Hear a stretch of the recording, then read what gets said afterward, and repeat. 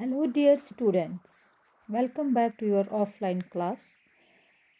Yesterday we were doing tenses. So, continuing with our tenses, our first topic is about the present indefinite, or you can say present simple. ठीक है, कल हमने पढ़ा था tenses क्या होता है। 3 मेन काइंड्स ऑफ टेंसेस पढ़े थे, present tense, past tense and future tense. और फर्दर इसके 4 डिफरेंट फॉर्म्स होते हैं हर एक टेंसेस के।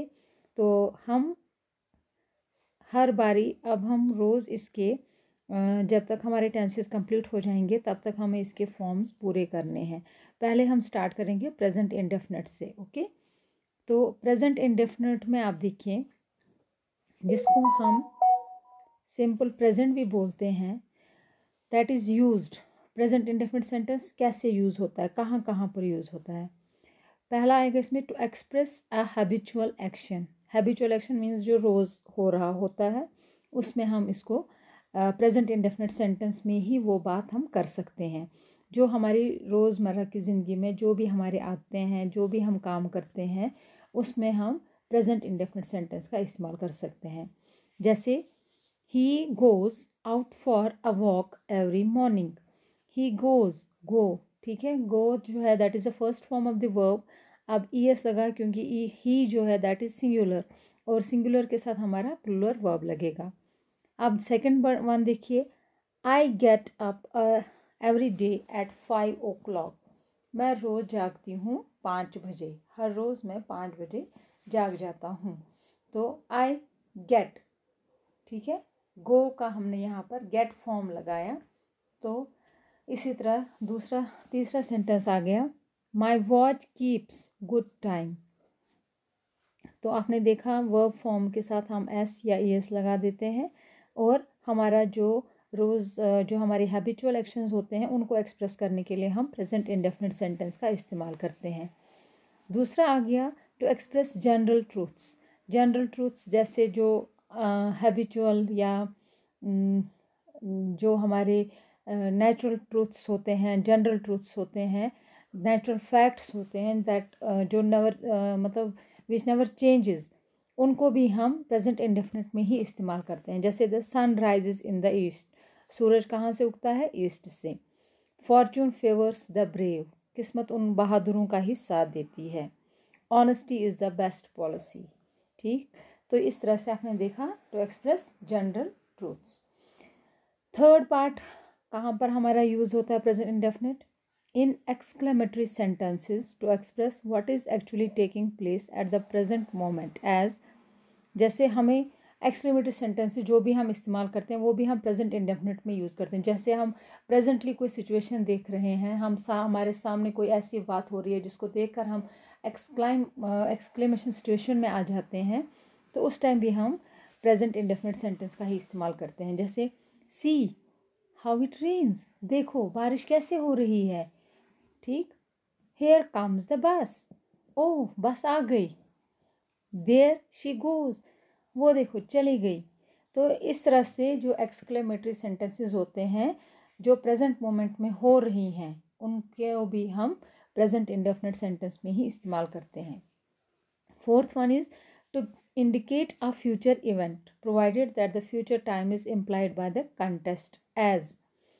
जैसे फ्यूचर इवेंट, आप हम लोग तो सब फ्यूचर इवेंट जो है आपको ये भी पता, उसमें हम शैल और विल का इस्तेमाल करते हैं। वो यूज़ शैल और will in our future sentences. लेकिन कुछ ऐसा होता है कि हमें वो बात फ्यूचर में ही बोलने के लिए यूज़ करते हैं, बट हम यूज़ कैसे करते हैं उसको, प्रेजेंट इंडेफिनिट सेंटेंस में। जैसे he comes in few days time, वो आएगा कुछ दिनों के अंदर। ही कम्स, तो हमने ये प्रेजेंट इंडेफिनिट में इस्तेमाल किया। तो इस इधर जो कम्स का मतलब है that is will come. We go to Shimla next week, हम नेक्स्ट वीक में शिमला जाएंगे। ठीक, वी गो, तो गो जो है वो प्रेजेंट इंडेफिनिट सेंटेंस में इस्तेमाल हुआ है, बट उसका मीनिंग जो है दैट इज़ शैल गो, तो indicate future events. They leave for London by the next flight. They leave, वो उनको लंदन जाना है नेक्स्ट फ्लाइट में। ठीक है, उनको लंदन जाना है, तो जाना है दैट इज़ इन फ्यूचर, लेकिन हम इसको कैसे इस्तेमाल कर रहे हैं, सेंटेंस में। हम यहाँ पर विल लीव भी लिख सकते हैं, दे विल लेफ्ट भी लिख सकते हैं, लेकिन हम लिख रहे हैं इसको प्रेजेंट इंडेफिनिट में। तो यही इस सेंटेंस का मतलब है, to indicate a future event. We sail for America next Saturday, हम लोग अमेरिका के लिए जा रहे हैं नेक्स्ट सैटरडे को, ठीक है। तो ये भी हमारा फ्यूचर इवेंट मतलब इंडिकेट करता है। Fifth one is in vivid narrative.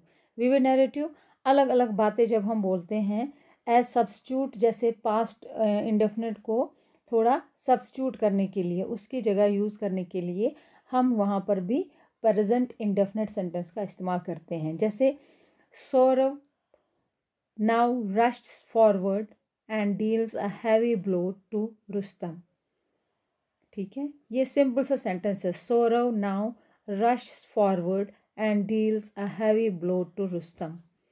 Immediately the Sultan hurries to his captive. तो ये सारा सेंटेंस जो है एक्चुअली ये हमें पास्ट के बारे में बता रहा है कि सौरव जैसे ही रुस्तम की तरफ जा रहा था उसको ब्लो करने के लिए, और जल्दी ही सुल्तान जो है वो अपनी कैपिटल के लिए चला गया। ये हम एक्चुअली पास्ट की बात कर रहे हैं, but we use it in present indefinite sentences, ठीक है। तो इस तरह से आप ये पांचों पार्ट्स जो हैं, 5 के 5 पार्ट्स प्रेजेंट इंडेफिनिट रूल को समझने के लिए कि हम प्रेजेंट इंडेफिनिट सेंटेंसेस कहाँ पर इस्तेमाल करते हैं, to express our habitual action, to express general truths, to and present situation में जो एक्सक्लेमेटरी सेंटेंसेस हो रहा है, एक्सक्लेमेटरी सेंटेंसेस हैरान कर देने वाली बात जो हो रही है उसमें इस्तेमाल करते हैं। और फ्यूचर इवेंट इंडिकेट करता है बट सेंटेंस जो है वो प्रेजेंट इंडेफिनिट में लिखा जाता है, ठीक है। और फिफ्थ वन है जब हम अलग अलग सेंटेंसेस को विविड सिचुएशंस में इस्तेमाल करते हैं, नैरेटिव्स में अलग अलग सेंटेंसेस को इस्तेमाल करते हैं, तो वो एक्चुअली होता है वो पास्ट में हो गया होता है, लेकिन हम उसको लिखते किस में है, प्रेजेंट में, that is present indefinite sentence में, ठीक है। तो अब आप देखिए यहाँ पर है हमारा, there are 9 sentences, you have to use the correct tense form of the verbs given in brackets. हमारे ब्रैकेट्स में वर्ब दिए हुए हैं तो हमें ये इस्तेमाल करने हैं इसके करेक्ट फॉर्म्स में। First you try yourself, ठीक है, आप पहले खुद कोशिश करेंगे, अगर आपको नहीं आएंगे तो I will solve it tomorrow in your next offline class, ठीक है। Till then take care, stay home, stay safe.